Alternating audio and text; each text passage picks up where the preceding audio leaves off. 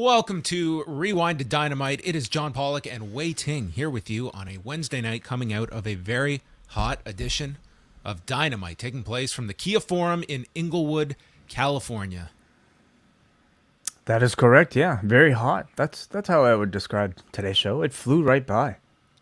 Yeah, it really did. This was a nonstop 2 hours, a ton to talk about coming out of this post-pay-per-view edition of Dynamite. So we are going to be diving into that because that is where all the news is going to be coming out of. But this was a pretty big show for AEW just going into things. Their first card in Southern California, a huge advance at the Forum that they sold, over 13,000 were in the building. I don't know what the final number was, but an incredible crowd. We talk about this so often, but I think that's such a huge part of some of these shows is just how lively it sounds. And when you go into a new market, you have a rabid fan base of places that are these untapped markets for them. And that was certainly the case tonight. Yeah, and it's kind of hard to believe that, 2-3 years into this company, we still have so many places that, this promotion has yet to have live shows in. So there are plenty of markets that are untapped where I think we'll get very similar reactions. A lot of people that are very starved for this show. Yeah, so let's go right into it because there's a lot to talk about on this show. Our first person out to kick things off, first of all, this set way. Like with the different staging that they had, I thought this looked like a real cool look for the show as well. I didn't pay that much attention. I didn't realize it was different. It looked a little different with like the just the ramp and the stage at the front. Looked nice. And this also, you were watching this and like they had like the logos and stuff around it. Like it felt like a different venue as well. It had its own kind of character to it, I thought. Okay, I'll have to pay more attention next time. Well, maybe I was on my own. CM Punk starts the show. He is out, and we are starting off with our 6-man tag with CM Punk and FTR against the Gunn Club and Max Caster. And Max Caster, trying to make his rap as timely as possible, says, "We're going to make you pay like Amber Heard." Said that FTR is riding CM Punk's coattails to get onto the show, and Bret Hart is trash, and you're going to get served by the Acclaimed and the Ass Boys, who go through their roll call. Austin yells Sacramento. Boo! That's not where we live. Colton yells San Diego. And then Bowens ends the promo. Very, very heated here at the beginning. Very much so, yeah. I mean, for a Max Caster promo, I suppose lately they've been maybe more tame than what we've been used to, but really nice to get that topical Amber Heard line in there. Felt like the line that maybe got the most heat was, that was probably it, but to these three, any insult towards Bret Hart was probably the worst thing that you could have said. But this is a group that's very over here with Max Caster and the Gunn Club, I'll call them. Yes, they were accompanied by Anthony Bowens and Billy Gunn, who were in the corners. And, man, Punk was just super hot here. He comes in, the whole place is chanting for him. They take over after an ankle pick to Dax, and they work over Dax for quite some time. Billy hits a cheap shot, and then Dax is fighting back, throwing Caster and Austin out of the ring, back suplex onto Colton, and then he dives as Punk and Cash get yanked off of the apron, and Bowens uses his crutch on Dax, and then scissors with Austin during the picture-in-picture. The tag is made to Punk, hits his big savage elbow drop, and calls for the GTS when Billy Gunn gets onto the apron. And this leads to a roll-up by Austin for a 2 count, goes for the Famouser, and Punk goes to catch him mid-Famouser, and he's really struggling to get him up here. And the idea was to launch him into Billy on the apron. Well, he got as far as he could, and he did a number on Billy's wrist with Austin Gunn, because that was about what Austin connected with. And Billy was like, well, I got to drop off this apron. So he did. He falls, and Punk gets him up, GTS, and that leads into the big rig. A bit of a clunkiness here at the end with Punk, but nonetheless, the big rig was the ending. Dax pins Austin, and there you go. And Punk even kind of made reference to this afterwards in the promo. He's still got a lot of work to do. Yeah, very much so. Certainly unfortunate. This is his big coming out as the champion. All eyes are on him, and I think all expectations are on him to lead the company. And to lead the company, you have to pretty much be damn near flawless in the ring.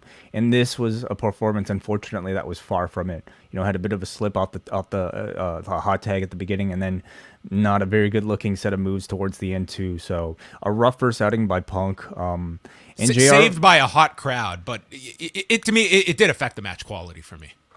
Of course, yeah, and JR was not afraid to call it bowling shoe ugly. And I think, that sort of criticism is warranted, especially when you're somebody who many people are, already mad about being champion, having beaten, somebody who is much younger.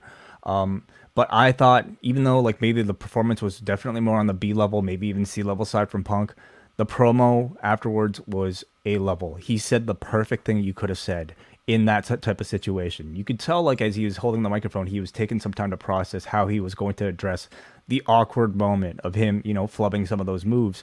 And he said the perfect thing, took ownership of it, and did it in a way that was eloquent and made him sound cool and made you want to cheer for him again. Yes. His first words are, "I've never done drugs, but I imagine this is what it feels like being in this ring. I still have a lot of work to do, and I need to get better. That's what this championship is about, and I would not be here without the mistakes I had made along the way, which are learning experiences. You can be positive or you can be negative, but you must call me champion," as he holds up the title. See, I don't know how much of this promo was improvised on the fly, because it all seemed to be based around his botches. He is saying, I make mistakes and I wouldn't be here where I am today without learning from those mistakes.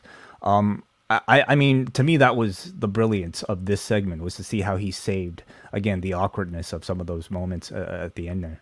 There's certainly a redemption moment to be had of him nailing Paige with the buckshot lariat down the road. Oh, man, I don't know if I would attempt that again. He said at the press conference that was the last time he'll ever try that move. Yeah, it's one where you can't mess it up ever again. It has to be perfect. And I would say his 3 attempts, that's a sign.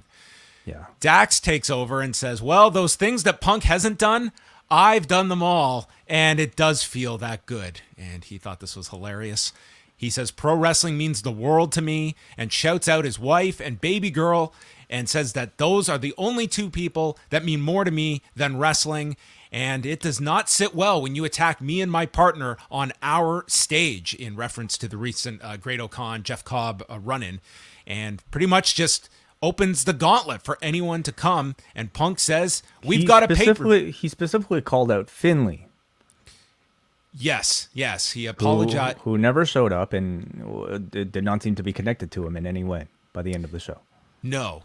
I did not quite understand the... I'm guessing he just saw David Finlay in the back and was like, any of you guys, Finlay, probably just first name that came. Well, at first, wasn't he about to swear? And I almost thought he was apologizing to his daughter that he had mentioned was in the crowd, but I don't even know what her... Oh, this was a bad show for his daughter to watch.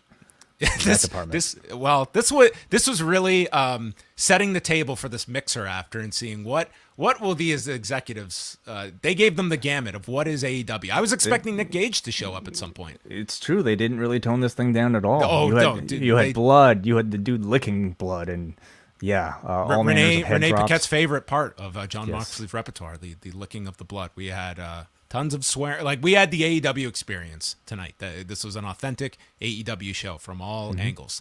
So Punk brings up New Japan Pro Wrestling. The whole arena is buzzing. Says, "We've got a pay-per-view to sell. Show me who I've got." And out walks Hiroshi Tanahashi. And that looks to be our first match for the Forbidden Door. Punk against Tanahashi, not Kenta. I will say this is a bigger match. Bigger than I was expecting for Punk on this show. It is much bigger than Kenta. I mean, and it looks like Kenta is just this whole time was just him really trying to vie for a match and not getting it. So it made Kenta look pretty bad. Kenta did tweet something about how he said, "knock not ... and well, I mean, you do have Kenta is very much attached to these two. That there could still be something. This is the guy that caused his debilitating injuries that he's out for, and Punk that he's working this thing with. So you do have some connection here with They, Kenta. they but could still go to it eventually, but who's gonna get mad at Hiroshi Tanahashi versus CM Punk? We're talking two of the best. And I do ever. think there would have been a large contingent that would have saw Punk and Kenta as a letdown, even with like the naturalness. Like this is going to be much better received, so I don't think there's going to be any resistance to this direction. It is a big match. It is arguably a headlining match. That what could very well main event the show. And if we're talking about people who could afford losses, I mean Tanahashi can really afford a loss to anybody at this point, but still feel like a big deal. So, okay. So that was our opening segment, and the next one is the one that probably everybody is going to be talking about, and that is this MJF. is why you guys are all listening to this review. I bet that is it.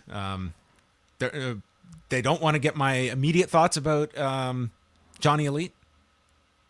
Well, we could skip. Yeah, we could skip this MJF for the end. promo. MJF comes out to thunderous boos and says for them to cut his music. Very interesting, just the way that all of this has been presented, and MJF is received as a heel, whether that's the audience understanding what their role is to be booing MJF, or this idea that the company is the babyface to a lot of these fans. I think that's it. I think for a lot of the audience, AEW is this heaven, this sanctuary that wrestlers should kill to be in. I mean, it is not the WWE, and here you have a guy threatening to leave it, holding up the show, denying fans who have paid money a meet and greet just to kind of hold the show hostage for more money. I don't necessarily feel like at least the audience there is as much on the side of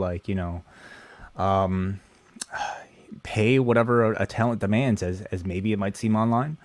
But yeah, I mean, certainly by the end of this promo, he might have swung the crowd in his favor. Another thing, did not come out selling any of the injuries. Nothing.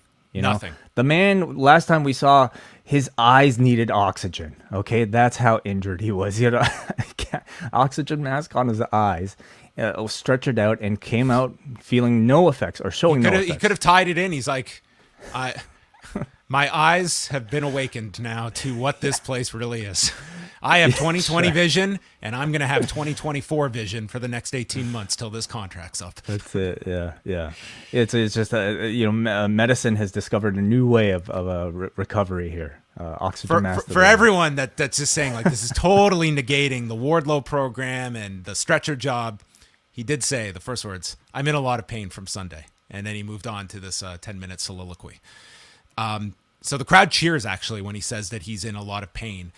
But all of you want to hear me talk. Well, this is Max Friedman talking, and the statement of like the real name thing. I was like, okay, we are very much treading on WCW territory. I mean, his work name is still Max Friedman. It is. Like we'll save all of this. I'm sure we're going to spend some time on this. He mentions the Warner Brothers Discovery executives that are here, and wouldn't it be a shame if something bad happened? And said it's embarrassing that Tony Khan has been trying to sit down to hash things out. Well, Tony, it's a little, too late. When this place started, it was all friends wrestling. Everyone was given their ticket, except for me. I had to write my own ticket, and with that ticket, I created moment after moment, and yet received no respect. No one is on my level here. Everything I touch turns to gold. There's nothing I can't do. When I come out here, I'm not expected to hit home runs. I'm out here expected to hit grand slams, and I do that shit every week. I'm held under a microscope, and I'm the only one capable of carrying this place on my back. And asks, where were all you fans that are cheering me right now? Where were you when I was called unprofessional over this past weekend? The boys in the back. It's like, oh man, I'm getting like the shock. Like it's like all the little lines that are just bringing you back to a time. The boys in the back want my spot. Well, they can have it because I don't want to be here. You're not fans. You're uneducated marks who tweet your opinions as if they matter. You don't know shit. You change your stance on a dime. You went from me being a terrible wrestler to me being a great wrestler. Why? Why am I not a great wrestler? Because I don't pretend to watch New Japan? If there's one consistency, this man's hatred of New Japan that he brings up so consistently, from whether it's on promos on TV, whether it's in opening up Christmas shows. The man has a disdain for New Japan. He's tailor-made for this pay-per-view in a few weeks. NXT, though, he loves. Yes. I'm not reckless. I don't drop people on their heads. I'm not chasing stars.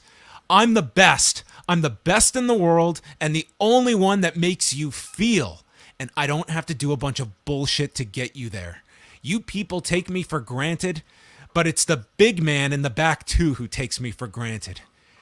And they don't want me to say this, but I am the second biggest minute-for-minute draw. It's him, the second biggest minute-for-minute draw. And he asks you to go in the back and ask Stat Boy Tony for that fact. But don't ask him to reach into his pocket and pay the man. Instead, he gives all of that money to the ex-WWE guys that can't lace his goddamn boots. Hey, boss, would you treat me better if I was an ex-WWE guy? Now, this crowd is reacting heavily, especially to all the the WWE stuff. He says the only position... Reacting like big gas. So let me just say, before in the prior part of the promo, they were chanting, shut the fuck up. It was very heelish. When he started getting to some of the lines you just mentioned about being ex-WWE, if I was an ex-WWE guy, would you pay me more? That's when he swung the crowd. I mean, already at least a partial of the crowd was already there with him, but it felt like he got the whole arena after that line. Yeah, it was like mixed throughout, but more negative for the first half. And by this point, people were agreeing. They're like, "Yeah, this is like a babyface making promo." By the end, he says the only position that Tony should assume is behind the guardrail with all of them. I don't want to wait until 2024. He screams at the producer not to count him down, calling him "you piece of shit," and screams for Tony Khan to fire him as he's censored at the end. And it cuts to break. And it's all cheers by the end as this crowd is going nuts for this guy. Yeah. So a lot to this promo. Number one, this delivery was a grand slam, if you want to use that term. I thought his delivery was phenomenal. I would say that completely different from the faux babyface promo, if you want to call it that he did before the Punk one. Not even faux, like really a full-on babyface promo he did. The Jewish, whole origin of himself. I mean, that to me is maybe the most memorable segment MJF has done in terms of a speaking role. I thought his delivery was incredible here. I purposely avoided all of the reaction to this. I'm sure it was very much mixed because you're going into a lot of territory that I think is groan-inducing for many people that they don't seek out in professional wrestling. Yes, there is an attachment to reality, but it's also kind of divorced from the rest of the show. I'll add that I don't think there was maybe any one line here where it was like the painful, this is all fake bullshit that we're part of here in pro wrestling, like that one line. I mean, you have to go out of your way, I think, to justify some of these lines that he uses, but what were some of your thoughts, whether pro or negative? Okay, well, I'm at the point now where I feel like the work shoot promo or shoot turned into a work turned into a shoot promo is very much a part of the fabric of our current fandom. It is just a part of it. And I'm almost not even thinking so much about like what breaks reality at this point, at least for this particular instance. And in the end, I'm just asking myself, am I captivated? Am I entertained? And the answer to both then of this those would be a 10. It was captivating. Yes. The delivery was incredible, and the crowd was super into it. And by the end of it, I think you had your babyface star. Like but the program it's MJF and Tony Khan. It is, but it's also the ex-WWE guys. It's also CM Punk, and the only reason why we would know that is because shortly after this segment was cut off, in the arena, CM Punk was the one to come out. And I mean, the symbolism is certainly not lost. This was very much, AEW's version, MJF's version of the pipe bomb, and how appropriate, to deliver it, first of all, after CM Punk's segment on the show, and to have CM Punk himself come out. And this is particularly interesting. And some people may say, well, if it doesn't happen on air, it's not part of the story. That is not true at all for AEW. Okay. I think everything they're doing now, like you can look back, and I think everyone accepts that like the missing of the fan fest thing on Saturday was a legitimate missed event, and I think you have to look at everything since then. Everything is part of the story. I mean, whether or not it started off as that, we could still question whether or not that is. So people are going to say it was a work all along. Whatever. Like at this point, I'm kind of over that debate. I'm just more so asking myself, well, what's the story that they're telling now? And is it entertaining? And clearly there's a story that's being told now. And yes, it is very entertaining. But back to the CM Punk thing, the fact that like they just paired Punk and FTR on screen like this today in a trios match, directly coming off of the dark segment that occurred at the end of Double or Nothing, tells you exactly that everything that is taking place in front of a live audience is canon now. So the fact that it was Punk being the one out here to come to drive MJF away through the crowd out of the arena, I think you can look at it in a number of ways. Perhaps this is, perhaps first of all, it's Punk being the champion, holding the responsibility, playing locker room leader, telling the outsider to get out of here. Or could it be an allusion to what Hangman was talking about? The guy who used to be the voice of the voiceless, the guy who used to, speak for the little guy, is now protecting the establishment. The ex-WWE guy is now protecting the establishment so that all the ex-WWE guys can make money so that the little guys like an MJF get shut out. I find it really fascinating, and I'm very curious, where they go in this direction, whether or not if it's MJF as a babyface or as a heel, and if it plays into the CM Punk possibly turning a heel storyline. Yeah, I think that you had direct and indirect lines to Punk in the promo. You had like, I'm the best in the world, obviously, to draw that connection. You also had him saying, I'm the only one capable of putting this place on my back, which is a direct line that Punk has been using lately in different interviews, that you can strap this place to my back and I'll run with it. So, and you have Punk, who is whatever his record is now, 19, 20, and 1. That one loss he has is to MJF, so that only makes sense that you eventually go back to that. But I think very much this is MJF being the babyface at the end of all of this to be justified, and whatever, like the kernel of taking this from what happened on Saturday and fully forming this into a story, like that's where we are now, like obviously. Do you think that they are committing to making Tony like a heel figurehead though? Like I really hope not. I really hope not. But how can you not have that from not so much a heel, but a character? Yes. It just seems to go against everything that that at that point I feel like it would be universally groan inducing, because it does seem to go against what Tony Khan himself has said about not wanting to be an on-screen character. Then this promo should not have been designed this way, because at the end of this, MJF was a babyface running down the boss, and the audience was siding with MJF. Whether he's your heel or your babyface, this audience was behind him. Yeah, I would honestly love to know what the conversation was in the back prior to him going out. Was it as simple as, hey, like, maybe we, with some agreement, blah, blah, blah, blah. Go out there. You know what to do. You're MJF. You could say whatever you want. Or was it carefully, constructed? We're going to get to this match in so many months, so make sure you lay the foundations for this and this and this. I don't know, and that's part of the fun, actually. Yeah, I mean, I think it was an interesting way to go about this, because based off Sunday, there's no reason this guy should have been on the show. But they must have believed, like, the buzz was so much that they had to put him on. Like, it was as if the Wardlow match barely existed. Like, the stretcher job, why did it even exist? And I will say, in my opinion, it did kind of hurt Wardlow. I thought Wardlow felt, yeah, he had a presence on this show, but he did not feel like the star. Absolutely, 100%. Which you could argue that in this game of what professional wrestling is, you are given your time on television, go out and get over. If you can't get over to this level, then you're not at that level. But there was no doubt to me that on this follow-up show, MJF was leagues above where Wardlow is, and I don't think that's what Sunday's ending was designed to be. And MJF did not suffer one iota of that loss, and it was like, this guy he's hotter now than ever. I'll tell you what, like, because of the structure of this show, we had MJF come out here and, he's blurring the lines between reality and fiction. He's basing basically his entire promo off of things that have happened off screen.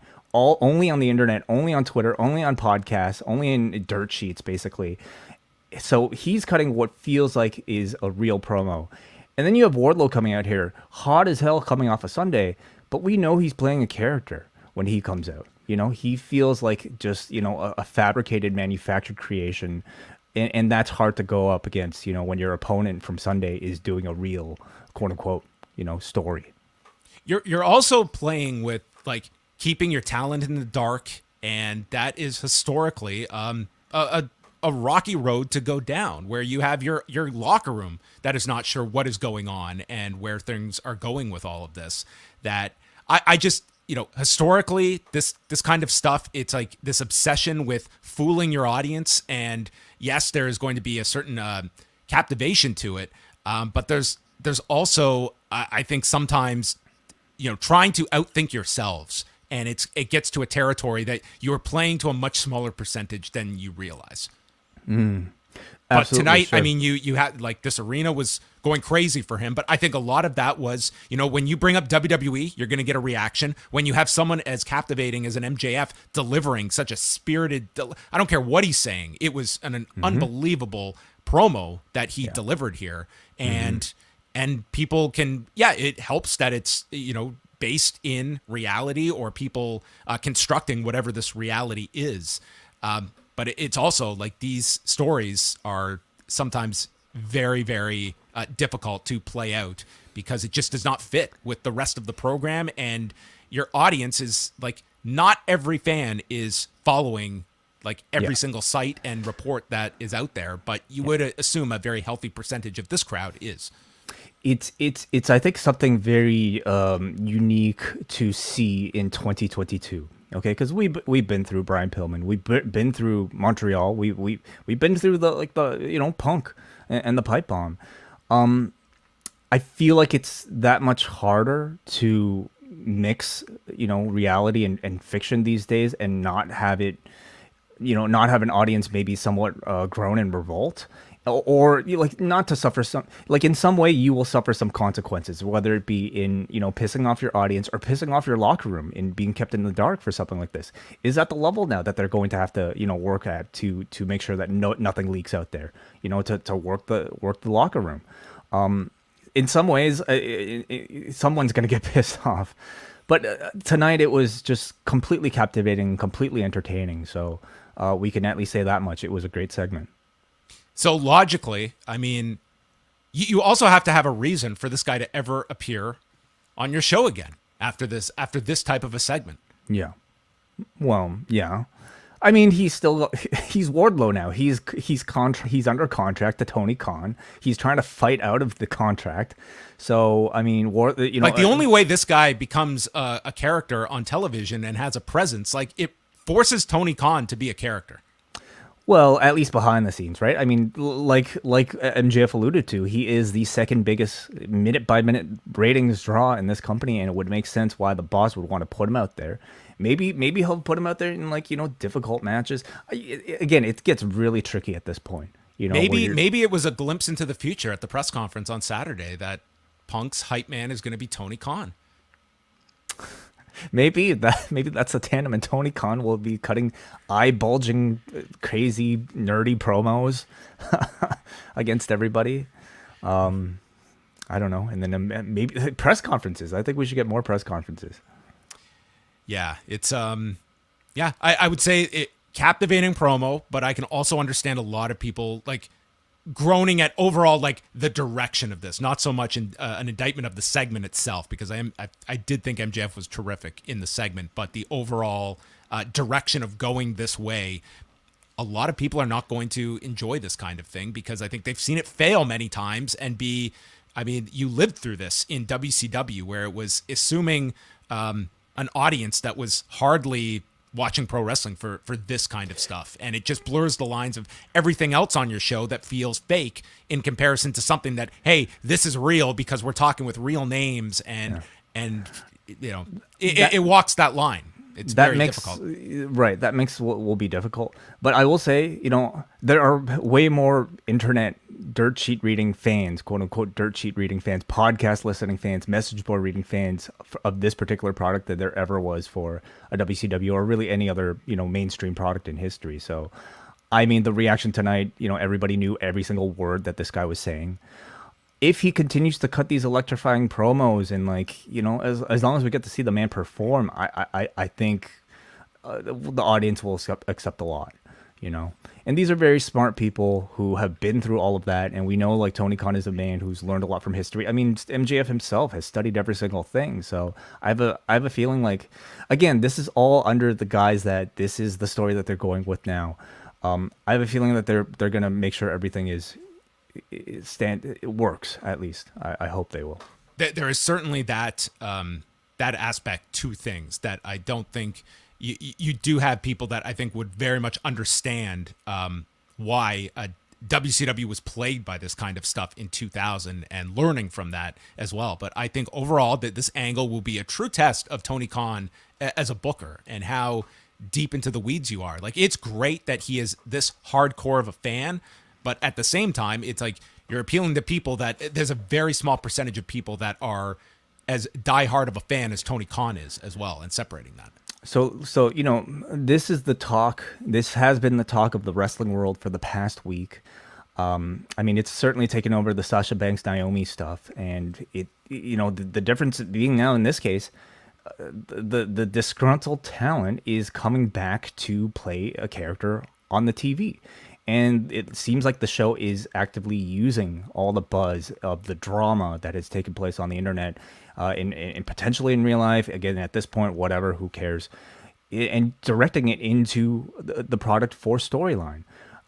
And elevating MJF stock. Like, this is... And elevating the show stock, John. So my question is, like, can we be on the cusp of something like a Montreal that ultimately the WWE completely benefited from? That this takes Dynamite to a whole different level. And MJF as well. I think if this is the signal of MJF becoming, your long-term big babyface star, the question is, like, how far do you go with somebody that, as far as we are concerned, if there is no contract extension, like, his value, you are driving it up so high, and... Don't you think there's a really good chance that they would have hammered all that out? I hope there is, at least. But I mean, again, who knows? They wouldn't reveal it. They wouldn't reveal it even if there was, right? No, but go with the idea that there isn't one.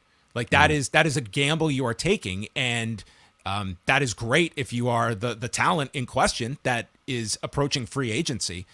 But that's something for them to decide. Like, that's the whole thing about, when you have a contract up, like, how do you utilize that person knowing that, you could be outbid for somebody at the end of this. That's a risk you take. Time will tell if this is something seismic for the company. It certainly has the potential. I have always said that MJF has a gigantic babyface run in him, and maybe it's going to happen. I watched this segment tonight, and I saw a number one babyface star coming out of this. Oh yeah, no doubt. I mean, the rating, coming out of this show for that segment, I think will be really interesting to see. What will the minute by minutes be? That's it. It was very near to a Brandon Thurston name drop in this promo. Yeah. I really thought he was about to name drop him when he said, "Go ask the stat guy," and then he was referring to Tony instead of Brandon, who I'm sure will have the maybe MJF will be the next. Is he a draw? Competition wise, there's nothing, right? No playoffs. There was NHL tonight, but no NBA. That was the big one, and the NHL is picking up, so they did have some competition, but that will be like very notable. Like, sometimes we are very much in the bubble of what a giant story is, and does that translate out in this world? MJF was the talk of wrestling since Saturday afternoon. Mm-hmm. Will that translate to? Like, you would think that's going to be the biggest thing on tonight's show when they announce that this afternoon. But we'll see. We'll see. Sometimes that gets overblown, like how big of a story it really is. So, yeah, and as Wai mentioned, Punk comes out during the break. That was never shown on TV.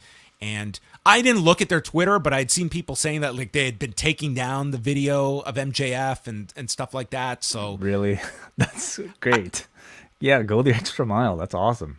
Okay, but your immediate reaction was almost like cringing at that. Well, yeah, my immediate reaction was like... And that's what you're going to run into here, because that's what they're trying to fool you, Wai. As someone that follows this closely, they want to fool you with stuff like this. I laughed but I also appreciate it, as a fan who wants that suspension of disbelief, and I'm more so laughing at like, oh, okay, they're thinking like at least that far to But try are the you attempt. suspending it at this point? Like, I don't think there's anybody coming out of this. Oh, was that real? Was he supposed to get censored at the end? No one's everyone is on board now that this is the story. So are you suspending that disbelief, or do you feel like they're trying to fool you, the fan? And that's where you get with a fan base. Like on Saturday, there was a different attitude towards this, whereas now after the segment, you can understand what the direction is. You don't know where they're going or how they're doing it, but you understand we're all playing the same game now. Yeah, you're right. Yeah.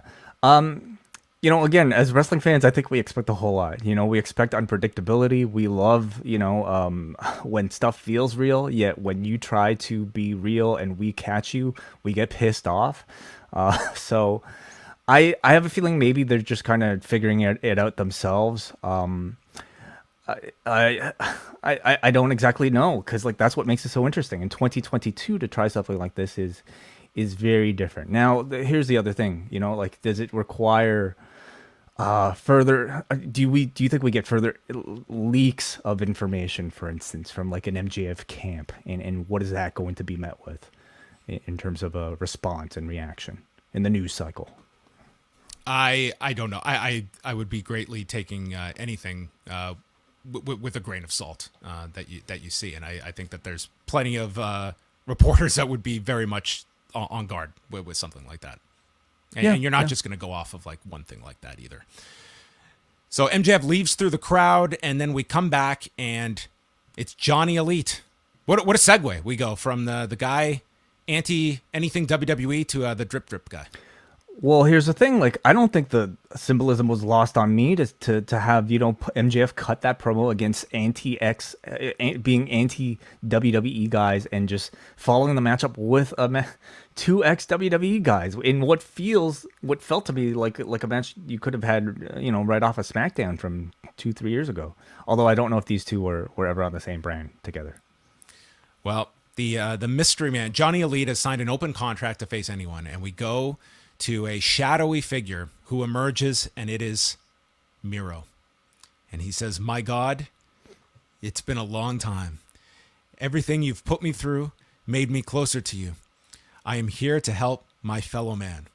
The bastards, the punks, the cowboys. He will redeem them all, and those good deeds will get him back to the kingdom of heaven, where I will find you. You separated me from my gold and kept me from my home. My neck of sand is fixed, but my heart is broken. My God, I no longer wish to come home. I now come to take yours." The Redeemer is back.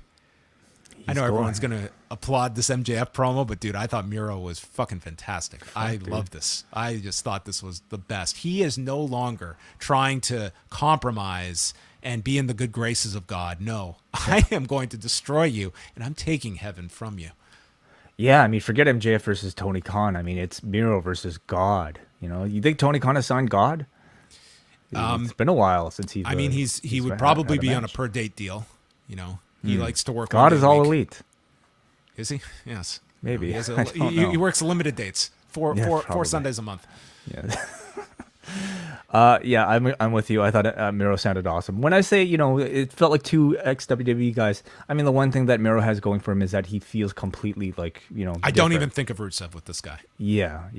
He sounded great here.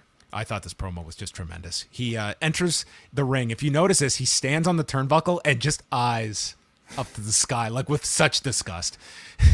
He throws Johnny around. Johnny lands a roundhouse kick and a standing shooting star, but then crashes off the top. Miro hits a Machka kick, roars, game over as he bridges back for the quick submission. So Miro is back, and he just dominated Johnny Elite. Really happy to see Miro back. I'm a little disappointed he's not going to have that neck injury anymore, because I always felt like the Giant with like the Achilles heel, that even a guy like what's his name, Fuego del Sol, can capitalize on to be competitive, was always made the Giant a lot more interesting. He's reinforced now. I guess so, yeah. But I suppose like to get rid of it, maybe refreshes him for a more serious title chase, and that's what it looks like. From the sounds of his promo, he's going after gold to heal that broken heart. Just such like Who knew I he would was never such a be able to poet? envision like this kind of character. I Oh mean, my God. It's a Yeah. really unique individual, this guy. He really is, yeah. I mean, the match itself, I didn't think it was that impressive, to be honest with you. I haven't been that impressed with Johnny Elite thus far in AEW, and I'm not exactly sure what this means for his current run. I mean, he had the match. Who did he face? Joe? Yes. He beat Joe. Joe beat him. Lost to Joe. He was on Dark with some YouTube guy named Dad. And then now they position this as an open challenge just for him that ends up being a squash match. So I don't know if he's going to stick around. Maybe he's on a per appearance deal. I don't see a permanent role for him in this roster. They recapped Anarchy in the Arena, and Shivani says Eddie Kingston was the first zombie he's ever seen in pro wrestling. Unfortunately, not the first one most people have seen. No. After Backlash. No. Jericho Appreciation Society is out. Jericho shuts down Judas, and Ange Parker addresses the AEW Galaxy, telling them to appreciate them. Matt Menard just did his big Ric Flair promo, screaming and yelling, and Jericho calls Kingston a psycho. The whole crowd starts chanting for Eddie, and Jericho's disgusted. He tried to pour gasoline on him and light me on fire. What kind of man burns another? Great line. Danielson, he says, tried to kick our fucking heads in, but we made him quit, and he isn't even here tonight. And says that Garcia is going to do the same thing to that fathead, Jon Moxley, and sports entertainers always win when they face pro wrestlers. Eddie Kingston comes out, accompanied by William Regal. Regal's purpose of coming out here was strictly for the issuing of this challenge, where he says, Regal, let them know what I want. And Regal proclaims blood and guts. Jericho says, you'll never get blood and guts. And he sends the Jericho Appreciation Society members to attack Kingston. But Ortiz appears with the murder ball and nails Jericho and cuts a piece of his hair off. And Jericho screams, and this is enough for him to agree to blood and guts. But first, he wants Ortiz in a hair versus hair match, and he'll burn him because he's a wizard. So a lot set up here, but we are going to get a hair versus hair match in a couple of weeks' time, in 2 weeks, and then the Blood and Guts will be June 29th in Detroit, which was the date I immediately thought they would be doing it, because that's a big show at the end of the month. I mean, it felt like Excalibur just had a lot of work done for him in this segment with two major announcements just back to back here. And he didn't have to do the rundown tonight for Rampage. No, he didn't. I thought it was a lot better, actually. I mean, at this point, listen, they announced half this card after 1:30 p.m. today, and it'll be fine. So I love the fact that Regal's sole purpose of being in this segment on this show was to essentially come out to say War Games. I loved it. Everybody did. We all miss General Manager William Regal. And 2 big matches made here, Blood and Guts. I think we all kind of expected maybe between, these two teams. It's starting to look like it's an annual tradition here between, these faction wars around this time. You start off with on Double or Nothing with some version of Stadium Stampede or Anarchy in the Arena. And then round 2 takes place on TV with Blood and Guts. Well, last year they did they did Blood and Guts first, and that led to Stadium Stampede. Is that right? Yes. Oh, okay, you're right. Yes. And it was questioned at the time because it did seem like you were almost going from the violent match to more of the semi-comedy segment of Stadium Stampede. But I mean, the Anarchy in the Arena was pretty damn violent. Well, that's what I'm saying. I think it's a pretty high bar to top what you just did. I'd be very nervous to try and, because I thought that match on Saturday was brilliant for what they were aiming to do. I don't know how you top it. They really have their work cut out for them. I would say even if they don't top it, I'm still excited to see it because the chemistry that and the vibe that this group of 10 can create, and the matches will of course be very different. One is completely sprawling across the arena and beyond. The other is completely enclosed, and then having of course the countdown and the run-ins for the hot tags and all that that's part of what makes War Games so special. They showed a clip of Samoa Joe being interviewed after Double or Nothing and was attacked by Jay Lethal, Sanjay Dutt, and Satnam Singh, where they put his injured shoulder through a chair and ran it into the production equipment, so further injuring the shoulder of Joe. It was nice that they just saved this for after the match, because I wonder if they had considered, interrupting the match with something like this. Yeah, I think given the Owen involvement, you kind of wanted to do as clean a finish as possible. So I agreed. I thought this worked. Adam Cole comes out. He's got his Owen Hart belt, and he's on commentary for the 10-man tag with the Young Bucks, Red Dragon, and Hikuleo against Jungle Boy, Luchasaurus, Christian Cage, Matt Hardy, and Darby Allin. Jeff Hardy does come out with Matt, but is not in the match. Huge response for the Bucks as they come out, and Cage and Matt Hardy have some words when he tags in Matt, and the two work together briefly. We get a spot where all 10 are in. Darby does his low pay to Kyle O'Reilly just to make sure he can hit it after last week. So yeah, there we go. Man, like a million super kicks in this thing. Luchasaurus does a head scissors, spiking Nick right on his head. This was like the greatest spike you've ever seen. Jungle Boy then leaps off the back of Luchasaurus into a destroyer on Matt Jackson. And then we see Hikuleo come in. Cole is looking all worried on commentary. Darby and Kyle come in, and he does the rotating stunner and then goes for the coffin drop to the floor and is caught by Hikuleo, and they hit chasing the dragon on Darby. Matt then runs Nick and Kyle towards each other, and Fish, he's running them all into the buckles as the crowd chants delete. And this got over so much to this audience that it just got louder and louder and louder. And finally, Hikuleo stopped Matt Hardy, that the crowd was kind of sad that they couldn't yell delete anymore. I'm so glad, like, Matt Hardy's biggest reaction these days is, like, moving his hand and ramming dudes' heads into the turnbuckle. It's once you've got that going for you, you don't have to be doing these leg drops off of high objects. You can get away with that. Cage, they send Hikuleo to the floor, and Cage hits him with a spear off the apron, and then we get double super kicks to Matt Hardy, double super kicks to Luchasaurus. Jungle Boy comes off the shoulders into a double super kick. The crowd is going nuts. BTE trigger to Jungle Boy is stopped by Matt Hardy. Red Dragon takes out Matt Hardy, and they hit the BTE trigger, the Meltzer driver onto Jungle Boy, and Matt Jackson pins Jungle Boy, and they make a big deal that they have pinned the tag team champions. And afterward, Matt Hardy goes to console Jungle Boy, and Christian just slowly pushes Matt Hardy away. I'm the mentor here, and just tells Jungle Boy, don't listen to this asshole. And they go to the maybe the most overt signal we have gotten in the Christian Jungle Boy tease, but still quite subtle, Although, this time you had the by announcers. WWE standards, this was like, what are you talking about? They're just partners that don't get along. Yeah, that's right. But this time you did have the announcers even make mention of it. Like, I think it was like either Tony or Jim Ross who said that was weird. So that was weird. That's you're right. About as much kind of overt, attention to this turn as we've had so far. Man, what a match! This felt like it was something you would have probably seen in Reseda here. So everybody with just spectacular offense. The crowd reacted huge for it. It felt like one to impress the Warner execs watching.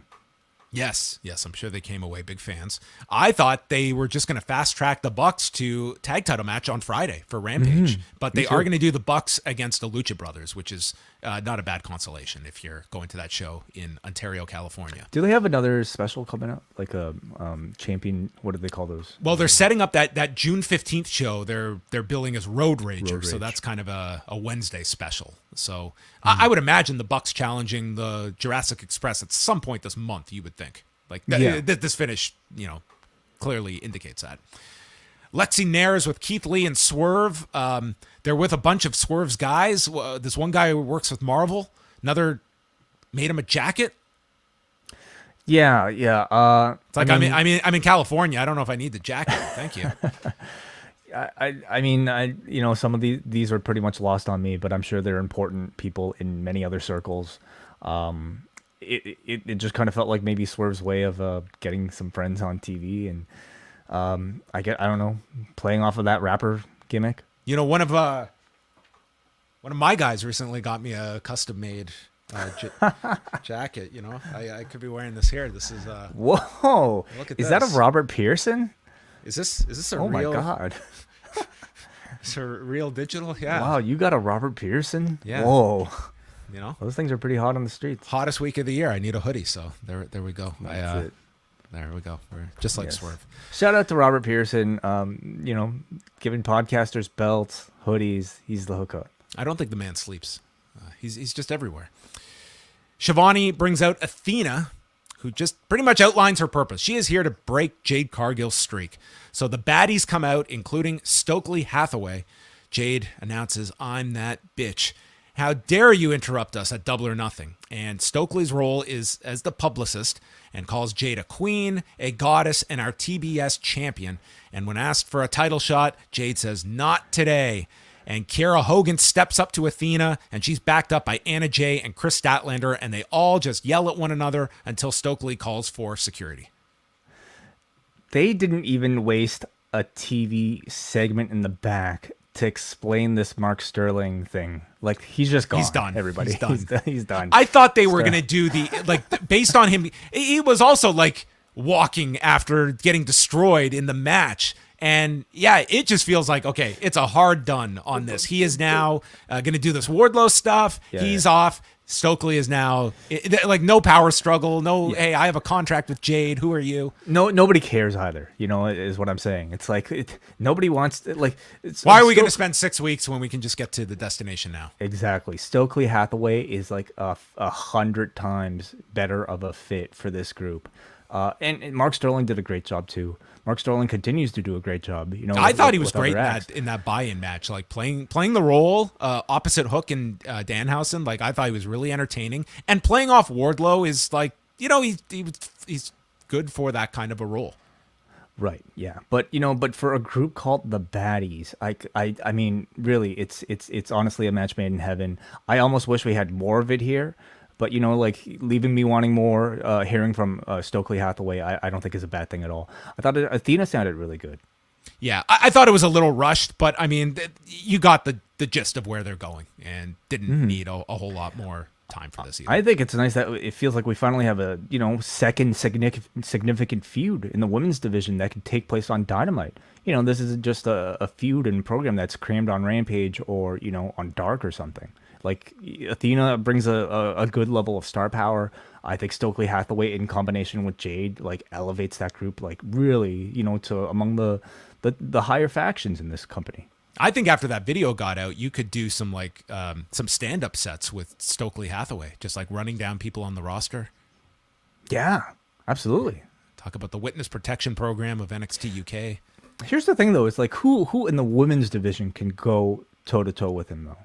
Like, who can because like he is in the women's division, Stokely Hathaway is. Maybe a Britt Baker, but who else, like, on the microphone, Yeah, I mean, you don't really have, like, you've got Vicky with Nyla Rose. There's no battle there, Yeah. Well, I mean, you don't necessarily need you just need this guy to be like, Jade's voice. Mm-hmm. Just build her up. I think he'll do very well in this position. Yeah. Wardlow and JD Drake. So the new entrants for Wardlow, this is smart. They're not abandoning everything that had worked so well. So he's in the back, walking without music, so the crowd pops for him, and then the music begins as he enters the arena. And did you find it kind of sad that, like, when he came out and the music came on, like, I kind of missed the complete silence a little bit. I think that there was certainly a lot to take from that presentation that worked, and just being flanked by security, it made him feel a lot more dangerous as well. That worked. Yeah, absolutely. So, I mean, to me, the challenge comes now. Everything about the program that I think we loved about, Wardlow versus MJF, the lack of music, it's the tease, right? It's, it's the foreplay, and then you just kind of get there, and it's now he's got music. He comes across like any other wrestler. Ross and Rachel have gotten back together now. Exactly. Now where do we go? Great reference to Rewind-A-Dynamite, number 111. Where we review The Office and Friends this week, everybody. So if you want to hear two wrestling podcasters talk about NBC sitcoms, two fight-themed editions of NBC sitcoms at least, you can check that out at postwrestlingcafe.com. Yes. But yeah, and an excerpt from John McCarthy about his time on the set of Friends in 1997. I don't know how you tied your book collection into this review, but you somehow did. But yeah, no, this is a challenge now. Like he has to now struggle to not come across like any other professional wrestler that's on the roster. So he enters, he destroys JD Drake with his big lariat, shoulder blocks, straps come down, 2 power bombs, and just stands on top in a minute 12. Very quick, continuing with that pattern of destruction. And as Shivani gets in to interview him, Mark Sterling comes out with security, and he has papers to serve Wardlow for a class action lawsuit on behalf of the American Arena security professionals who he's been attacking for weeks, and they'll see him at court. So he destroys the security messenger that's presenting him with the papers and rips up the papers, destroys this guy, stuffs the papers down his mouth. So he's now going into a legal battle in this class action lawsuit against the security guards. The follow-up will be very important because this is a very mid-card feud. Yeah. I mean, hey, like most of the magic you can argue of what worked, with Wardlow versus MJF was MJF. So how can they continue the momentum that they've given this guy who felt like the hottest babyface or one of the hottest babyfaces coming out of the weekend without MJF? MJF seems completely divorced from this right now, and as he should be. And this feels like you don't want to make this like a lesser version of what you're coming off of, where it's him finally getting his hands on Mark Sterling at the end. Yeah. Number one, we just saw like your comedic group get their hands on him and beat him in 2 minutes, and Wardlow has graduated from this. That I hope this is not a long thing, and someone should be behind this, and it doesn't really. There were suggestions that Wardlow be entered into the main event if MJF was not present on Sunday. So I mean that's to say, to some people, like, he's up at that level where he's capable of a main event run very shortly. But before all the stuff broke on Saturday, like, I thought it was the number 2, if not number 3 show on the whole pay-per-view. Like, that program was like, that to me was among the biggest matches that they had promoted. Like, you had Punk and Page, and then to me it was this and like Bucks and the Hardys. Like, that to me, those were your big matches in terms of like drawing people for this show. Yeah. I mean, the gimmick of MJF just endlessly power bombing security guards, I don't think that'll ever get old. So it's great that they've come up with a way to continue it. But ultimately it has to end in a match, and who is the high profile match against? God. Oh, okay. God. I don't know. God beats Miro and then goes on. You need a setup guy, yeah. Interesting. Okay. Lexi Nair speaks with the Men of the Year and Lambert, and the title match will be on Rampage between Scorpio Sky and Dante. And he says that Martin has potential, but maybe in a few years he'll be close to as good as Scorpio Sky. Sky is also now referring to the TNT title as Genie, I guess as in Genie Bus of the Lakers. That's what okay. I don't know who that is. You got to watch Winning Time, Way. You'll get all caught up on the Lakers lore. So was he the best player? Jeannie Buss was, she is one of the owners. Oh, she? Yes. Okay. Her father was Jerry Buss. Dante walks in and says, I think I am better than you right now. And on Rampage, I am going to prove it. I might have said it with a little bit too much I don't flair. know. That felt like Loki with like a cold. This was not this guy could use like a little gravel in his voice. Promos are a big weakness of Dante Martin's. Like, big weakness. Well, and we only say that because he's so good at the other thing, right? In ring, he is at such a high level that, I mean, it is a very drastic drop when you compare how far behind he might be, on the microphone compared to somebody else. But you need guys to get that experience, in order to get better. Much like Punk, he has a lot to learn. This is a guy that, seriously, when he is like out in like his rental, going to whatever next city it is, like, this guy should just be cutting promos in his car with himself nonstop. Mm-hmm. Like, put as much effort into like your physical in ring. It's extraordinary, and just put yourself in the best footing possible to excel, where speaking is such a huge part of it.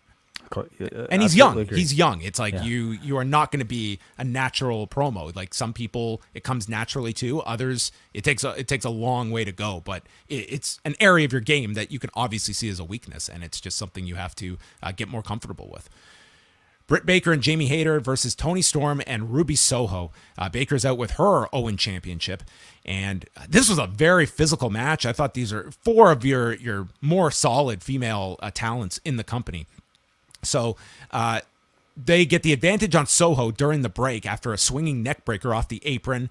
Storm eventually gets the tag and hits his killer release German onto Jamie Hayter and follows with a hip attack. Hayter delivers a draping DDT to Storm off the apron to the floor. Soho's off with a high cross to the floor and Baker with a sling blade. Crowd is chanting, "This is awesome," as Soho hits no future to Baker, but gets a 2 count. She sets up for lockjaw, and Soho tries to get top position when Hayter flips them back so that Baker has the advantage. They break free, swinging neck breaker to Soho, and then there's a miscommunication spot between Baker and Hayter on the apron where they share a glance with one another. Soho lands a knee and hits Destination Unknown, pinning Britt Baker in 9 minutes and 38 seconds. And then Hayter jumps both of them using the Owen Championship to attack them with before handing it to Baker. And Baker kind of gives her a look as in, what are you doing with my brand new toy that you're destroying? And then gives her the okay, like things are fine. I actually thought this belt shot was well thought out because any other belt shot, they're kind of overdone, but this is like this brand new title. It's in Owen's memory, and you're using it just to bash these people's heads in with. Like, have some goddamn respect, Jamie Hayter. Interesting, because I mean, I felt like any belt shot would have been like right up Britt Baker's alley. So I didn't necessarily feel like this was that big of an offense to him, if that was what this segment was intended to let you feel. I also wasn't exactly sure what they were going for that communication spot on the. Ironically, I can't communicate miscommunication, but on the apron there, like, what exactly was that supposed to be? Because like I thought they kind of just got in each other's way, and it was just kind of the two being frustrated with one another. Got in each other's way, like how? You know, like what was Baker going for? Like, well, they definitely both like just stopped, and I know that's what the intent was, but I'm saying the execution like left me a little bit perplexed, you know. But that, like, those flubs aside, I agree with you. Like, the rest of the match I thought was pretty awesome. We saw this match about a month ago on Rampage. It was great then. Now they're doing it on Dynamite, and really great now. They're four of the best in the division, and this was the one that completely survived the 9:30 slot. You know, for the women's match, this crowd was really behind it the whole way. Yeah, I like this. I thought it worked well, and you seem to be teasing something with Baker and Hayter down the road. And what else here? Because you had Soho pin Baker. Yeah, okay. Which is someone that doesn't take too many pins. So it would indicate to me that they're probably going to go and do another match between Baker and Soho at some point. Yeah, I guess. Like, even though we just saw it. I mean, the fact that she pinned her here, I think that's. I don't think they're just beating Baker for no reason. I agree with you. I suppose it's just, you know. I mean, they do rematches, of course, and you can do a rematch here, but are we going 50-50? Is it tooth versus tooth match? They're going to put their teeth on the line. I think loser has to get an extraction. Ooh, okay. that would be a first in pro wrestling. Yeah.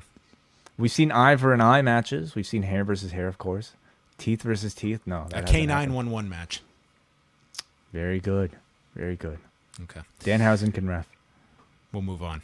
Rampage on Friday has the Young Bucks against the Lucha Brothers, Dante Martin challenging Scorpio Sky for Genie, and Athena versus Kiara Hogan, which looks like a very nice lineup for Rampage on Friday night.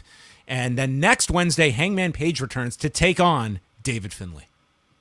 Yes, this was Finlay. This was the Finlay appearance, yeah. Daniel Garcia and Jon Moxley was the main event. You know, for all the praise of Anarchy in the Arena and, you know, the image of Eddie Kingston that's going to live in infamy, and I think so many people benefiting from this. You know what's even more over now than last week? It's Wild Thing. I think the song is even more popular now after Saturday and what they did with it, that when this is now just, it's even a larger reaction now for this song because now it's associated with such a memorable couple of minutes to start that match. Totally agreed. Yeah, absolutely. Will they try it again? You don't want to overdo it, right? Like playing Playing the it during song? the match. Yeah. Who knows? Maybe at some point when it calls for it. I think people would be into it if they wait and do it at the right time.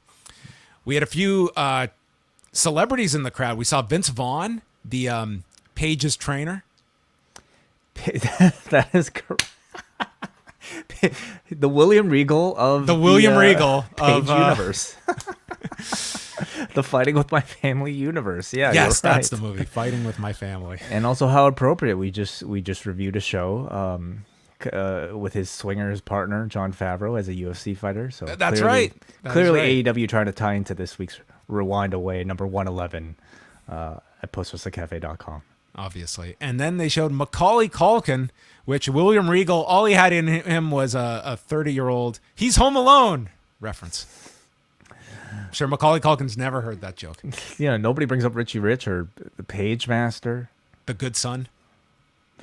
My Girl. I rented The Good Son because I enjoyed like the Home Alone movies, and I rented The Good Son, not realizing like this is going to be a dark Macaulay Culkin.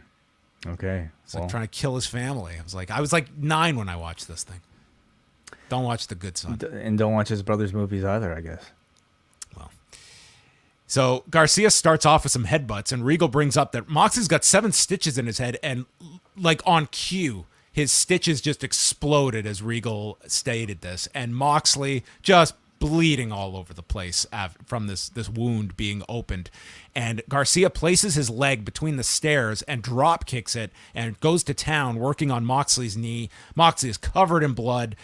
He stops a sharpshooter by gouging the eye, and on the floor he gets him up pretty much for like an X-plex, dropping him on the steps, but on the edge of them, like where he hits the edge. Just an awful landing for Daniel Garcia. I thought this was terrible. Like, ugh. I mean, and I don't mean terrible in that, like, oh man, how crazy of a spot. This was reckless. Like, this was no good. You know, like I don't know what they were expecting. Like, it's spectacular enough just dropping him flat on the stairs, but like he was right at the edge and just took this. Like, I'm sure he was expecting to land on the steps, and instead his body just flies off the side, crashing on the floor. He's landing on the sharp corners of the nasty. shortness of the steps. Like, and this is what we're talking about, a man's head here. You know, like I thought this was completely unnecessary. It made me uncomfortable. So I'm hoping that this was not the way it was intended. Moxley delivers elbows. Garcia rolls out of a choke, delivers his own elbows. Moxley escapes a choke and goes for an armbar, and Garcia traps the leg and then rolls to a knee bar. Just a crazy sequence of submissions and counters to the different strikes. Moxley hits a pile driver and gets a 2 count. There's a moment near this spot where I'm just thinking Garcia should win this match. And it was in these last couple of minutes that you have the explanation that Moxley is like, neither of them are 100% after this Anarchy in the Arena match, but the idea that Garcia just is able to catch him when he's at this really low point coming off this super violent match, that I think it would have been treated as the biggest win of Garcia's career and really fuels this feud even going further, that gives Moxley like skin in the game of this as well. But regardless, that did not happen. He applies the sharpshooter, and the way Garcia does the sharpshooter is he always leans so back because he's so flexible, and Moxley is able to grab his throat and apply a choke to break the sharpshooter. That was so clever. And then he gets out of the choke, they get to the floor and crash over the timekeeper's table. The whole crowd is chanting AEW. Jericho runs down, and he is followed by Eddie Kingston, who sprints. And dude, this guy nearly gave Titus O'Neil his run for his money, because he almost wiped out before just grabbing Jericho for support before he was about to just wipe out completely. He's very lucky this was not a longer ramp, you know, in a Crown Jewel or something like, or Greatest Royal Rumble or whatever that was. He had an iconic walkout on Sunday that I think will live on in, be immortalized in photos and perhaps action figures. He almost had another one today. Yeah, this honestly, he would have had better control if he was in shoes running across a sheet of ice. Like, that is what it looked like. And well, listen, I mean, he was trying to save his friend. You know, like there's a lot going on here.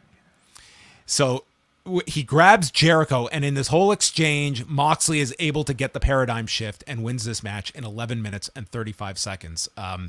Yeah, X-Plex aside, I thought this was fantastic. This was such a wild, insane fight. And I was watching this thinking, like, this could be, like, so often, like, you do see where everyone's slotted on this show, and you're kind of tuned to see who's going to win or who's going to lose. But I did think, like, towards the end, like, you could give this to Garcia, and don't treat it like it's like he just slipped on a banana peel. Like, this could be, like, a big career-defining win for Garcia, and further gives, like, this Jericho society that they're able to get the best of the pro wrestlers. And here is Daniel Garcia, the guy that everyone associates as this meat and potatoes wrestler that has gone the sports entertainment route, and he beats, like, a Jon Moxley. But nonetheless, I thought this was a really great main event and nuts. It certainly got, like, the feel of this match certainly got to that point where it felt like these two were, like, really, you know, like it was very intense is what I'm trying to say. And at that point, you're right. If they decided to go with, like, Garcia as the winner, I think it would have been very well earned. I mean, I feel and like you would have had that shock, because, like, they don't often do that where someone of a Moxley level loses, and sometimes you don't want to do that. You don't want to have just parity, but sometimes it's the right time. Well, that's the thing, is, like, Moxley is very protected on this Yes. roster, okay? Like, more so, like, you could do this with Jericho, you could do this maybe with Bryan even, but, like, Moxley, I think, you know, he's very protected, and you also don't want to make him look bad. And in this case, it wouldn't, like, because they fought so hard. If, like, Garcia just somehow got a quick pin, it would have been, like, very credible. I feel. But maybe, you know, maybe they didn't expect this to be as, you know, intense and maybe as good as it ended up being. Because it was a crazy match. Like, the blood and the beautiful submission counters that took place. It was violent and technical, which I think is exactly what the Blackpool Combat Club style is, and probably what we'll see in Blood and Guts. Yeah. So, while some people were not feeling the effects of Saturday, Bryan Danielson was off, which he should have been after that finish. Yeah, good. So it ends. Moxley says, Eddie Kingston is a hard guy to love, but I love you, and sign me up for Blood and Guts. And I would venture to guess that Moxley was supposed to mention when and where it was going to take place, because boom, Excalibur is all over. That'll be June 29th, Blood and Guts in Detroit, and made sure to really hammer it home when Blood and Guts is. And they also put up the graphic for Jericho and Ortiz at Road Rager. Unfortunately, the graphics department wrote July 15th in St. Louis when it is June 15th in St. Louis. Oh, bit of a that should not happen on national television. I mean, the JUs, you know, it's easy to mix up. JUL, JUN. Because it came up, I was like, July 15th? They're putting that hair versus hair match in a month and a half, and then I saw St. Louis, and I knew St. Louis was in 2 weeks. So there you go. I'm sure we will see it plenty of times between now and then. So yeah, somewhat unfortunate. But MJF left the arena and he took over our Photoshop license and is trying to ruin our demo rating right during the NBA playoff season. He snuck into Chiron and hit the wrong key. He hacked into our system. He's going to slowly burn this place down by falsely promoting a hair versus hair match a month after it takes place. That was Dynamite. I thought this was a pretty terrific show. It was not a ton happened on this show, but this was maybe I just hit like my ultimate head spinning moment a few weeks ago when we came on here and we had that last half hour. That was the half hour of insanity. But I did not feel this was one of those shows. There was a lot happening, but I never felt my head was spinning at any of this. Me too. I'm in total agreement here. It's 9:30 came around and I was like, what? It's already 9:30? So there was something like about I was glued show. for 2 hours, and it was an easy 2 hour watch tonight where you got a lot of news coming out of this show, matches built for the future, some terrific matches on this show. I would say like the main event was Really, MJF. really strong. The MJF promo is what everyone's going to be talking about. The 10-man tag I thought was very strong. Maybe the 6-man was a little under my expectations, the opener, because Punk and FTR, like they've been having like a lot of terrific matches. But the crowd was incredible. This crowd was awesome. This crowd was phenomenal for the 2 hours that they had, and that added a ton. The atmosphere is a huge part of these shows. Yeah. Nothing dragged, things don't usually drag. Things usually are too fast. But even this show I thought was very well paced for whatever reason. It was a very enjoyable show.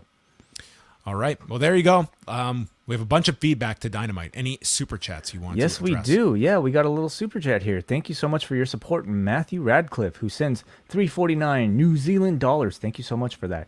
He says, anyone else get big franchise vibes from MJF? Franchise capitalized as in Shane Douglas, I'm assuming.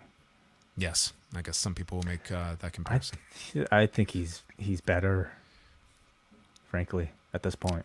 I thought his delivery was all-time level. I thought it was a really tremendous performance from a guy that has a lot of consistently great segments. Yep. So thank you for the support, Matthew. We go to forum.postwrestling.com where patrons have the ability to leave feedback every single one of these reviews. So you want to start off, John, or do you want me? Jake from the Windy City, for a Dynamite card that didn't look like much on paper going in, it over-delivered as an all-time episode and gave me Raw after WrestleMania vibes. After a lot of vibes going on. After going through exhaustion for days from a long Double or Nothing, my energy is revitalized as they fired on all cylinders and the pace didn't give me whiplash. Incredible build-up for Forbidden Door. I wouldn't say incredible build-up for Forbidden Door. It was a cool match announcement. But I was not thinking of Forbidden Door after tonight's show. If anything, Blood and Guts was promoted way stronger, and that's coming out of Forbidden Door. Well, they have to, like, they promoted 3 different shows, on this thing. 4 if you include Rampage, right? Yeah. But I mean, you got your main event, and maybe Jake is trying to say that it was a satisfying main event announcement. Mm-hmm. Miro's back, Blood and Guts confirmed, a Macaulay Culkin cameo, and a killer main event. Moxley has been amazing to watch. I hope he'll get back to the main event scene sooner or later. The one negative I'll say is that I thought it was a complete step backwards for Wardlow tonight. I thought the thing with Mark Sterling and the security guys was done. He should be moving up higher on the card instead of being involved in mid-card comedy angles. Gives the show a 9.5 out of 10. Wow. High rating, and I don't exactly disagree with Wardlow. Again, it's going to be very tricky, having him basically go out on its own without MJF. Like a program with MJF that was 2.5 years built feels like a main event level program. So if Mark Sterling is really the only person, and I'm thinking he's not the only person that'll be involved in this, it can potentially be a downgrade. We got a note from Vaughn who says, where do I even begin? As somebody that's watched every single Dynamite, I think that this was honestly the best episode they've ever done by far. And that says a lot because they've had a lot of damn near perfect episodes. I'm just so happy right now after watching it. Every segment was awesome. Every match ruled. A 100 out of 10 show. Oh my goodness. Wow. Look at that. That's quite the percentage. Broke the scale by 10 times over. Wow. I would not go that far. I thought the atmosphere was tremendous. I think there were some great segments on the show. Match quality, I've certainly seen better Dynamites, like from start to finish, with better match quality overall. Yeah, sure. I don't disagree, but I mean, promo quality though. We haven't had many episodes where we had a segment like MJF's. It was a very special segment. Cody from Maine, how often do we say that was an all-time great Dynamite? Feels like we go a few weeks between at the most. Phenomenal crowd, ring work, mic work. I can't wait until next week, and I love that I feel that way. Well, that's great. It's what you want to have. A lot of positivity. Is there somebody who's going to talk shit about this episode? Let's see here. Okay, let's go to Eric from Wyoming. Where? I'm joking. Oh, you're making that up. Okay. We go to Patrick, who says, I thought this has to be in contention for being one of the best wrestling TV episodes ever from any company, with everything hitting and the pacing being impeccable. FTR and Punk are a great trio, and seeing Tanahashi come out as Punk's challenger for Forbidden Door was surreal. MJF dropped an all-time promo, and I don't think that's hyperbole. Whether he stays or goes, this is a promo that will live forever. The Athena Jade Stokely promo was solid as well, with Stokely feeling like a much better fit than Mark. Athena sounded way more confident than she ever did in WWE, and the crowd reacted great. If AEW can deliver more matches like Baker and Hayter versus Storm and Ruby, and more segments like Athena and Jade's, the women's division will be in a great place. Okay, Jason writes in from Vancouver. I love the MJF promo, but I think AEW has sort of boxed themselves in when it comes to the reactions crowds are going to give MJF. If they thought audiences will boo MJF for perceived petulance in real life or previous crowds playing into his heel character, I think they're going to be sadly mistaken. I think it will be very difficult to pull off this character as either a heel or a face, and I'm just not sure where they go with him as a tweener. While I think this was an intriguing first chapter in this new story, I'm far more interested with how they handled his character moving forward. You certainly had like the spots where he was directly going after the fans, but I think that is more so just this guy is not going to be. This is the last guy that you would want as a pandering babyface in any sense of the way. I think the audience is going to just if they are behind him like they were at the end of this, I think that is very much you're gonna see like copycat crowds that are gonna see this guy as this guy that is rage, that is the ultimate like AEW representative. We're talking about a guy that has been charging people money so that he can give them the finger and insult their children in person. I mean, the whole babyface appeal of him is his ability to make fun of you. So I don't think his character should change whatsoever. He should go harder on the audience. What people cheer about him, what people respect is just, I mean, the performance itself. And I mean, in this case, I think bringing up some real concerns and real truths that are very apparent to the audience now, that this roster is becoming too much ex-WWE. And what does that mean for AEW originals? You know, like the 4 pillars, 5 pillars, whatever. So, yeah, it's very tricky. And we don't know that, again, we don't know if they had always planned on this or if this was just something that they are creating out of reality. But they'd be stupid not to move ahead with it now. You know, it's the hottest thing right they have. Okay, we got this person, who is it? El Heel Del Jomo, who says, Tanahashi versus Punk is as good as a title match as you could make. Tanahashi is still one of the greatest, and even though we all know he'll lose, no one does an epic like him. Do you foresee an Okada defense, and if so, who do you think makes sense? Do they go with a Danielson or a Moxley for the biggest possible match, or do you give the match to somebody like Pac or Christian Cage? Guys are still legitimately great, but can afford a loss to Okada. I don't see Pac or Christian in that discussion. Like if you're looking like a Tanahashi equivalent on the AEW side, first of all, I don't know if you really need it. You would also have to set it up really quick because they're not going to make an announcement about Okada defending title till Dominion's over, which, I mean, that's only June 12th. That gives you 2 weeks. Do we know it'll be Okada defending? Right. Yeah. I mean, you could always flip it onto Jay White. You could do that. And then it kind of opens the gamut of just different options of where you could go there as well. But I do think that people would be looking for Okada to have some prominent role on this show. Mm-hmm. Mm-hmm. Yeah, no, hard to say. I mean, I'm surprised I didn't really hear too much discussion about Tanahashi being, you know, an opponent for Punk up until this point. So it really could be anybody. Your turn. Bruce Lord writes, to somewhat disagree with my fellow Vancouverite, I feel like anything's possible with MJF at this point. He could walk, he could stay, he could double down as a heel, he could become an anti-authority babyface. The latter is what's really interesting to me, as all the pieces are in place for a summer of MJF title reign at some point, with Punk now in the Cena role, but that's getting ahead of things. This was a great show in terms of angles, mic work, and in-ring. Tanahashi and Punk should be a great pairing, and there was a fantastic women's tag. Any predictions as to who might be the IWGP Junior Champion heading out of Dominion, and how they might figure into Forbidden Door? Either Darby and Hiromu or Desperado Garcia would be fantastic, in my opinion. Wow, that sounds awesome. Yeah. Yeah, I could certainly see... I think Ishimori dropping the title to either one is a probable likelihood at Dominion, and... You know, it's been some time since Hiromu has held the title, though. I think Desperado is. I don't think at this point he's underrated at all. I think everyone sees him as just this terrific junior heavyweight that to me is very much Hiromu's equal. So, yeah, Hiromu winning. I think there's a pretty decent percentage of that happening. That would be my assumption. I think those two are going to have a classic on Friday.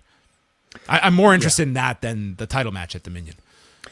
And, you know, if there is an IWGP Junior Heavyweight title defense, I mean, they have just a stacked roster of guys of that size that I think, you know, can be perceived as dream matches, you know, between Darby or Jungle Boy or even Sammy at this point. You know, I also think this card doesn't have to be loaded with title matches either. Yeah. Yeah. Well, yeah, even like an Lij, faction war versus somebody another faction in AEW. Man, can you imagine like a what will they do? Like Lij versus like Jericho Appreciation Society, something like that. I mean, that'd be cool. You certainly have the groups that you could like with United Empire. Yeah. Yeah, there's a lot of stuff, but not a whole lot of weeks to get all of this stuff ready. Like you have, after tonight, you have what, 3 Dynamites? Yeah, yeah, which is plenty, I think. At the rate that they build matches these days. These don't need big angles. They need like announce the match, and that should sell the match. Hopefully, if you have a good card. The build is Excalibur, in 30 seconds. Who calls that show? I think it should be a combination of Kevin Kelly with Excalibur and JR. I think there's going to be presence from everybody, from both brands. Because I'd just go with Excalibur and Chris Charlton. I think they're definitely going to want the whole team apart.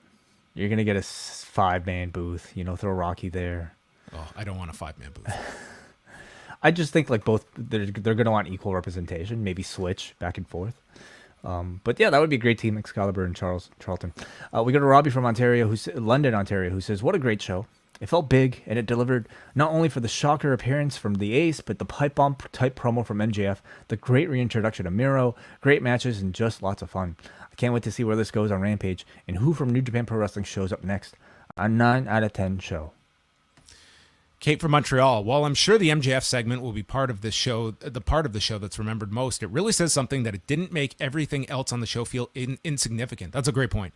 This whole show felt wild in the most enjoyable way. There was a lot of details that elevated it from a very good show to an excellent one, like following MJF's promo with a match featuring 2 ex-WWE guys, bringing out Regal to say blood and guts, and I like just having Punk ask for his Forbidden Door opponent to be revealed, rather than trying to contrive a story. I think that there are areas where stories could come into play, but since Punk needs a big name to face and doesn't have any history with the recent New Japan guys, this just struck me as efficient. It's a match I want to see with no other embellishment necessary. The women's segments tonight, both the match and the Athena Jade promo, felt like a step forward for the division. The rapid fire additions of Toni Storm and Athena, along with giving Ruby a more prominent role, bring some star power and experience that can help a lot. We got a Jesse from the 6 who says, "Let me be a negative Nigel on what was objectively a great episode of Dynamite and express my disappointment at Hangman's loss on Sunday and my skepticism that he will never be a main event star again. There was no Hangman promo on the show, no appearance at all, barely any mention of him. Hangman, the AEW original, has been jettisoned for a lovin' with the much older ex-WWE guy CM Punk. I fear this sets a bad precedent in AEW that their own babyfaces will get short shrift going forward.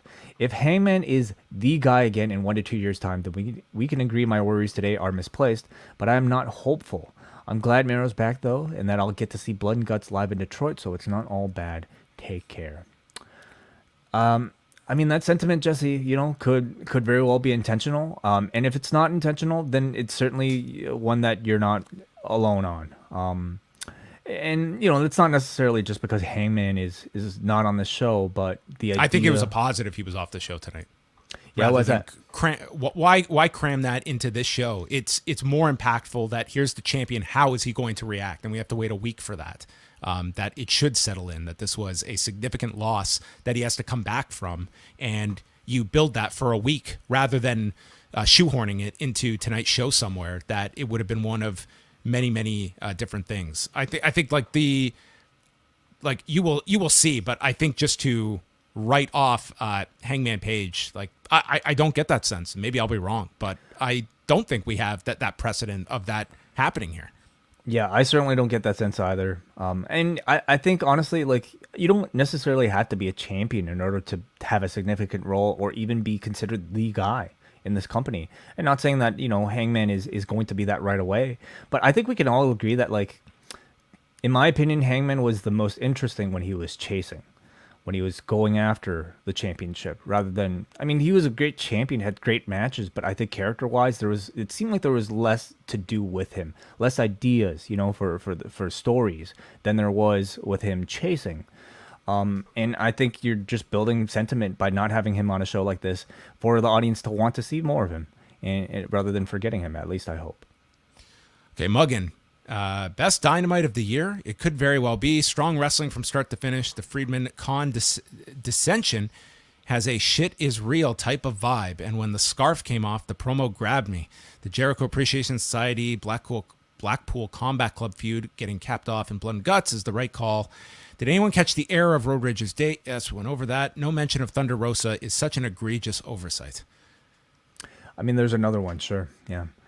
But it's a 2-hour show. You know, they had a 5-hour pay-per-view to tell all those stories. And in a 2-hour show with wrestling on it, you're not going to have much time to follow up on everybody. Like, would a 2-minute backstage promo have been a gigantic difference? Well, Muggin's not suggesting a 2-minute backstage promo. He's probably suggesting something significant for Rosa. Okay, well. But I mean, I don't have this belief that people have to be on every single show. I actually prefer that sometimes people are spaced out a bit. And if Punk wasn't on the show, how would you feel? I mean, Punk just won your championship. And Thunder Rosa is another champion. She is, but she was also...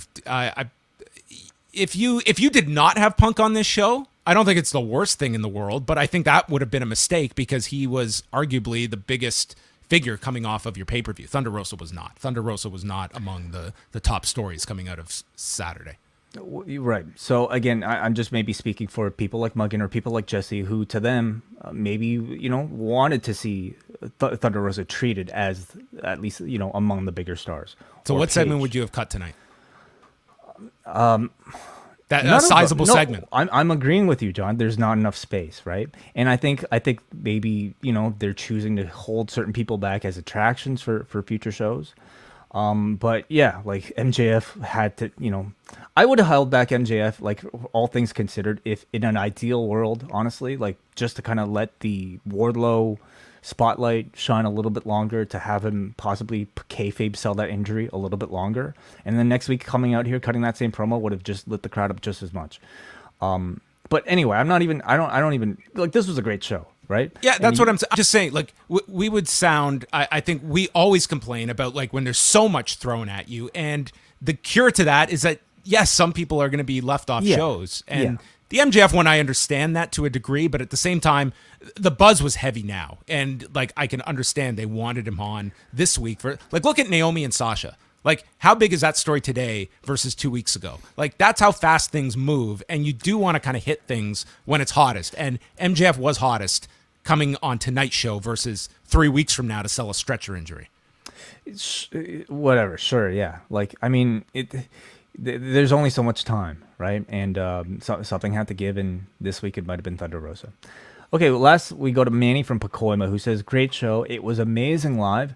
The crowd was really behind MJF, and when he finished, Punk and Matt Jackson came out to confront him, only for him to leave through the crowd. Okay, I didn't know Matt Jackson was there, too. That's interesting.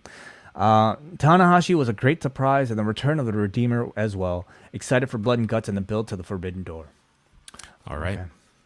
A lot of feedback from people from tonight's edition of Dynamite. A very, very heavy edition of news coming out of Dynamite. A lot of buzz around this product, and we'll see if it reflects in the ratings. Yes, will be very interesting to see what tomorrow's number is, and we are going to be back. And how's the mixer? How it's going on right now, John? Like, that's right. Mixing well. Well, maybe Benno snuck into the mixer, and we will ask him on Thursday because he is going to join us on the Post Daily News Show. He attended Dynamite, so we will get his live reaction to the MJF promo, how it came across in his section in the arena, and what that crowd was like live as well. So maybe some off-air notes as well. So I look forward to catching up with Benno. Benno's big tour of the U.S. I believe he spent some time on the Hollywood Walk of Fame at Vince McMahon's Star. So we'll hear all about Benno's trip to the U.S. Before I forget here, thank you so much, Davidian Alter, for sending a $5 super chat without even a comment, just to say cheers. So thank you so much for that support, Davidian. All right. That's it for us. PostWrestlingCafe.com is where you can go. It's a brand new month, so a great time to jump on board to grab minimum 2 bonus shows per week, including this week's Rewind-A-Way, covering an episode of Friends from 1997 focused around the UFC and Jon Favreau getting a Sherdog record. Plus, The Office from 2005 featuring the fight between Michael Scott and Dwight. You can hear us break down this episode of The Office, and then reviews this month of Money in the Bank 2016 and TNA Destination X 2012. We'll be dropping a new edition of Talk next week for Cafe members, and there's a rumor out there that MCU Later will be seeing you sooner rather than later. Maybe later this month, yes. All right. PostWrestlingCafe.com is where you can go. We will speak with you Thursday on the Post Daily News Show. Good night.